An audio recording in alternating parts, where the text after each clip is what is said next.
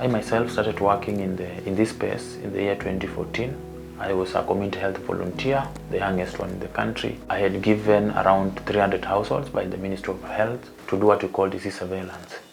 So when I used to visit those households, and most of them they were in the poor setup, it was so devastating when I visited the houses and realized that there are complications of people having abortions that were not correct. So it started giving me a lot of pressure that what is not happening. In story, the reason why I asked you if you're judgmental is because hiyo yenye ilitolewa vibaya it was from a priest. Can we pull up?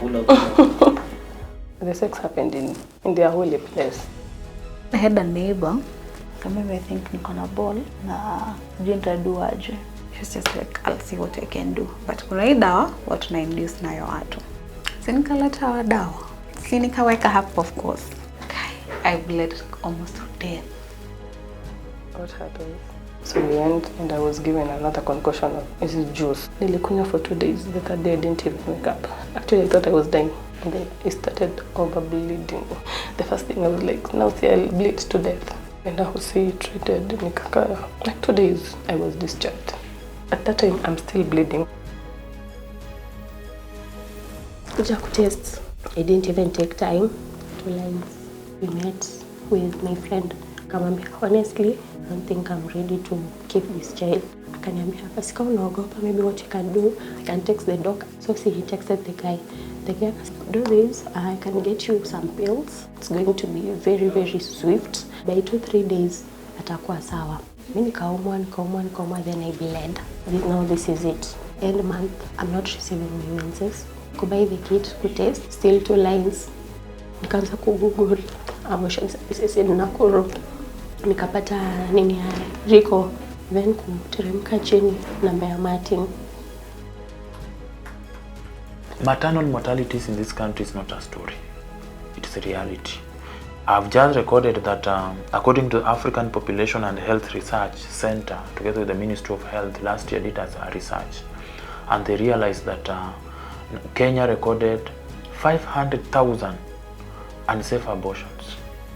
If 500,000 were among the documented reports, there's a lot of deaths that are being recorded that do not necessarily come into documentation. That is the worst story. That was not even sweet. I called Martin. I explained everything. He called a certain doctor. So that woman came, took me, tukaenda within 2, and nikakaa hapo kwake like 2-3 days. Kaniambia, I am washing your uterus. Nikamwambia I was in hospital. But maybe hao walikupatia dawa zingine that's making the bleeding stop too, but now they didn't clean you or something. And then Martin akasema, I'll link you up.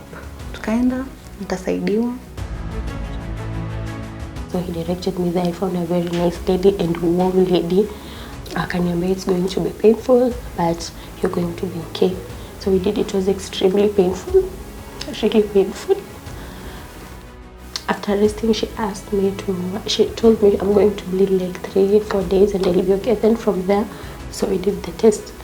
It was okay. Before even Rico, Martin, anyway, yeah, Martin has helped me kabisa. Because after everything, he personally took me to a mental therapist for almost 6 months or something, until I was able to really say it to somebody without fear. Rico has given me a space because I'm in charge of communication. In school, I'm doing public relation and community development. So I'd say I'm even practicing my career even before I graduate. Actually, for 1.5 years, close to 2 years, I've been doing part of my school fees through the activities that we do in Rico. We are happy for you. So that's why I thought, as a man, I can become a feminist and just try to champion for these issues and see if we can build support for people who can come in and see the need for us prioritizing women's rights, especially SRHR for women, the complication that comes around abortions, how do we then mitigate the abortions that are happening, we do them in the right way. RICO is a community-based organization operating within Nakuru County. It has 3 thematic areas. The first thematic area is sexual reproductive health and rights. The second thematic area is health governance and financing.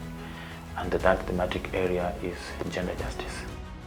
RICO seeks to target women of reproductive age, adolescents and young people, gender minorities, policy makers and policy implementers.